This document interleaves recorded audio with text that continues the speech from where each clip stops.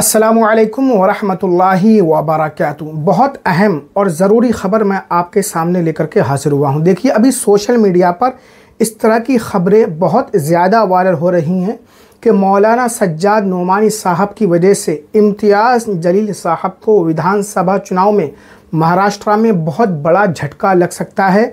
मौलाना सज्जाद नोमानी साहब की वजह से इम्तियाज़ जलील साहब हार सकते हैं। वो कैसे, ये पूरी रिपोर्ट हिंदुस्तानी मीडिया की मैं आपको दिखा रहा हूँ। आप एक बार इसको आखिर तक ज़रूर देखिए, फिर कुछ चंद बातें हैं ज़रूरी, वो आगे मैं आपसे शेयर करूँगा। पहले आप ये वीडियो देखिए। आप तमाम लोग जानते हैं कि महाराष्ट्र में विधानसभा का चुनाव होना है। उससे पहले तमाम सियासी पार्टी जो है अपनी तैयारियों में जुटी हुई है। इसी बीच आप जानते हैं कि मौलाना सज्जाद नोमानी साहब ने एक लिस्ट जारी कर दिया है, जिसमें उन्होंने 288 विधानसभा क्षेत्र के 288 अपने पसंदीदा प्रत्याशी का ऐलान कर दिया है। चूंकि ये ऐलान मौलाना सज्जाद नोमानी के द्वारा किया गया है, तो सीधे तौर पर इसे इस तरह से समझा जा रहा है कि उन्होंने मुसलमानों को एक इशारतन ये बात कहने की कोशिश की है कि ये वो प्रत्याशी हैं जिन्हें मत देना आप लोगों को चाहिए। यानी कि हालांकि उन्होंने ये बात नहीं कही है कि मुसलमानों को हमने कहा है, उन्होंने महाराष्ट्र की आवाम को अपना एक जो है रुझान, अपनी एक पसंद जो है वो पेश की है। लेकिन चूंकि मौलाना सज्जाद नोमानी एक इस्लामिक स्कॉलर के तौर पर देखे जाते हैं, तो सीधे तौर पर मीडिया भी इसे इसी तरह देख रही है कि मुसलमानों से ये बड़ी अपील की गई।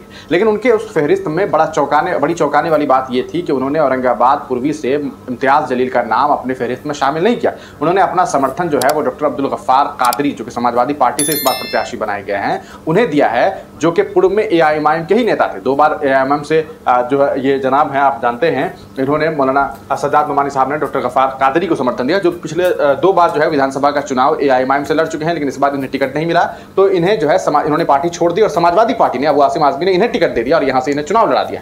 तो ऐसे में इनके द्वारा, यानी कि मौलाना सज्जाद नोमानी साहब के द्वारा इनका समर्थन किया गया है। इस समर्थन के बाद अब कई सारी बातें सामने आने लगी है। सबसे पहली बात यह है तो कि पहली बात तो यह है कि क्या यहाँ पर इम्तियाज़ जलील का समर्थन नहीं किया जाना चाहिए। वो एक इकलौते सांसद थे पूरे महाराष्ट्र में जो मुसलमान थे, उन्हें इस बार साजिशन हरा दिया गया। इस वक्त भी ये बातें सामने आई थी कि कुछ उलमाओं ने, कुछ लोगों ने बड़ी साजिशें रची, कुछ बिक गए, कुछ तरह तरह की बातें सामने आई थी। लेकिन इस बार जब वो विधायकी लड़ रहे हैं, तो इस बार उनका समर्थन जो है वो मौलाना सज्जाद नोमानी ने नहीं दिया है। यहाँ तक कि आपको बात करें, अबू आसिम आज़मी साहब का इन्होंने समर्थन किया है वहाँ पर, और वहाँ पर आपको नवाब मलिक का समर्थन उन्होंने नहीं किया है।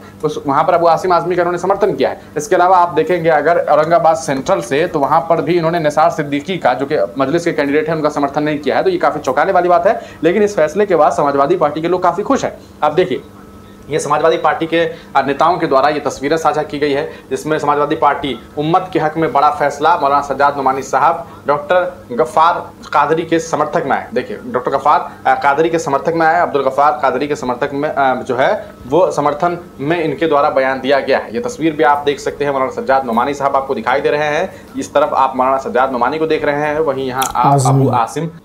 मेरे प्यारे नाज़रीन, आपने इस रिपोर्ट को अच्छी तरीके से सुन लिया, देख लिया। अब आपको ये अंदाज़ा हो गया होगा कि इम्तियाज़ जलील साहब विधानसभा का जो चुनाव है महाराष्ट्र में, वो जीत सकते हैं या हार सकते हैं। ये कमेंट में आप अपनी राय ज़रूर बताइएगा। और मौलाना सज्जाद नोमानी साहब ये वो हैं जिन्होंने, है ना, चंद महीने पहले जब वक्फ बिल का मामला चल रहा था, तो इन्होंने एक क्लिप जारी की थी, अपना एक बयान जारी किया था वीडियो की शक्ल में, और इसमें उन्होंने ये अपील की थी कि तमाम मकातिब फ़िक्र वालों को, जैसे सुन्नी, बरेलवी, देवबंदी, शिया, अभी जो हिंदुस्तान के मौजूदा हालात हैं, ऐसे वक्त में एक प्लेटफॉर्म पे जमा हो जाना चाहिए।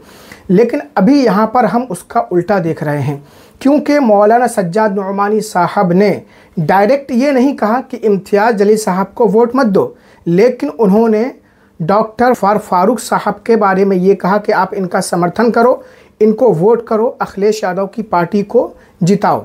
तो इसका सीधा साधा मतलब यही बनता है कि एआईएमआई के जो नेता हैं इम्तियाज़ जलील साहब, उनको वोट नहीं देना। डायरेक्ट नहीं कहा, लेकिन ये इनडायरेक्ट है। किसी भी बात को कहने का 2 तरीका होता है, डायरेक्ट, इनडायरेक्ट।